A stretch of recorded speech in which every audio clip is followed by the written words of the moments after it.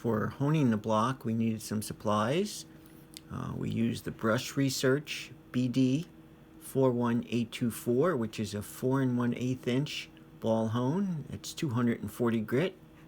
We also used Brush Research's BC 1516600SC, which is a 15/16 or 23.8 millimeter 600 grit ball hone.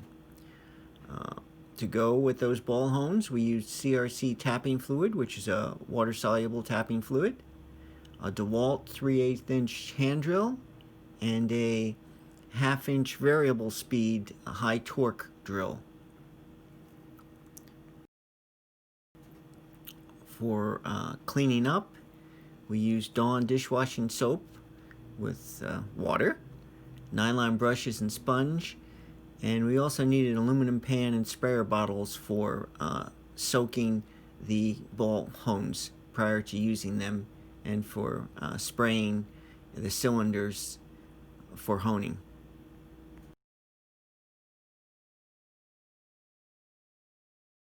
There are two types of cutting oil. The normal one that most people are used to, which is truly an oil, and the True Tap, which is a cutting fluid, and this is water soluble. And we use the cutting oil for tapping out the holes,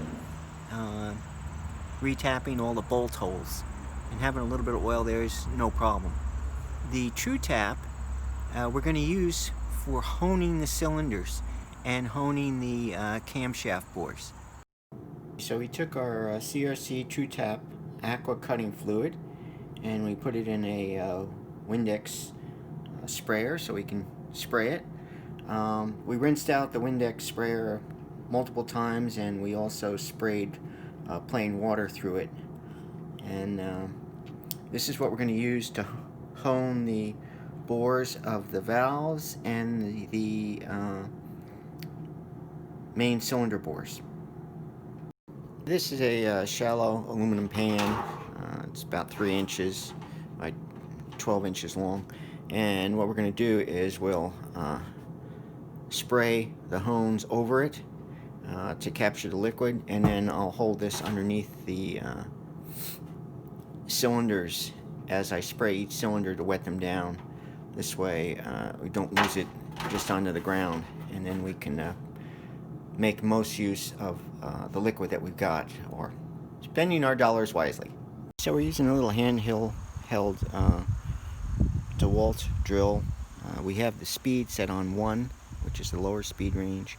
This is the hone for the lifter bores, and according to Brush, they recommend 20 to 40 seconds. So I'm going to set the little clock on this phone to 25 until I get used to about how long it takes, and then I don't think I'll do it for every cylinder, but give me a good idea and feel for what it's like. Okay, I'm going to try and give you an idea of what this is like. Okay, you start the drill and you push it in while it's rotating, and then you pull it out while it's still rotating. Back and forth really fast.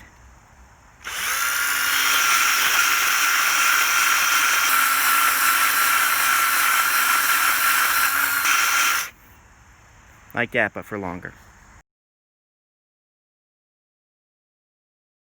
You can see, but you can see by the point in and out, you see the swirl patterns that the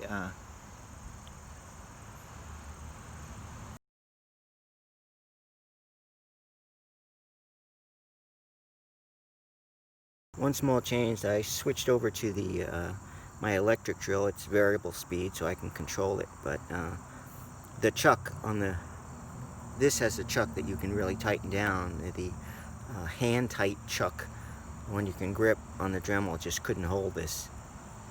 Okay, same thing. We're going to spray the ball hone. This is the large one. We're doing the cylinders now, and I can't hold the camera and spray at the same time. So I'll just put it down in there for a second. Basically, just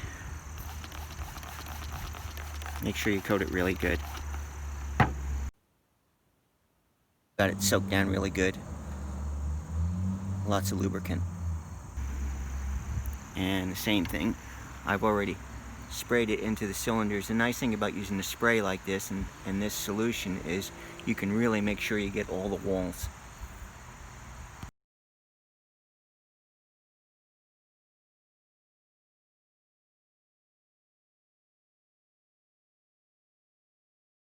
Okay, I'm going to see if I can get this to stand up and take the picture.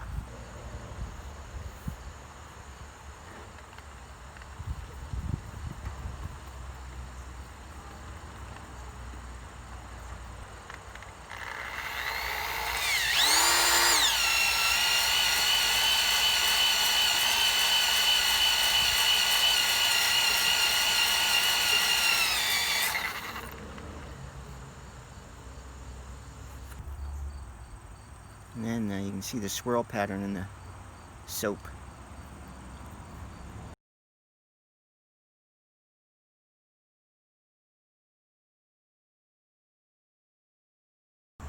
Okay, Brush Research, the ones who manufacture the ball hones, recommend warm to hot soapy water. So that's what we have. And this is a little nylon brush that we can put soap on, and we'll use that inside of the lifter bores, and we'll use a big sponge inside of the cylinder bores. And we're heating it up on a little propane stove right now. Probably get it maybe 120, something that's warm enough but that we can handle and not get burned with. Okay, so here's our bucket of warm soapy water that we heated up to 120. A little bristle brush, and we've been going through and cleaning out the valve lifter bores, and now we're going to take our big sponge and use this bucket. It's very convenient right there, and we'll do all these bores. Again, the good thing is we used water soluble lubricant, so it actually should just rinse right out, but you still got to scrub a little bit, so that's what we're doing.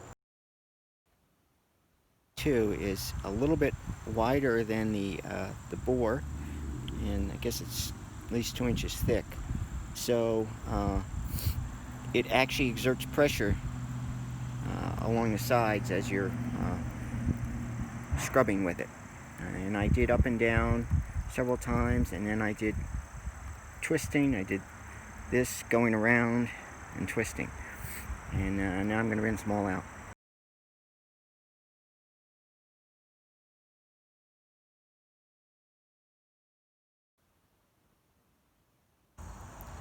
I think that's a good pattern. Got that. What you have to look for too is I noticed there was a dry spot, and I went back with some more soap and cleaned it, and that was residue that was still there. I hadn't scrubbed it off fully.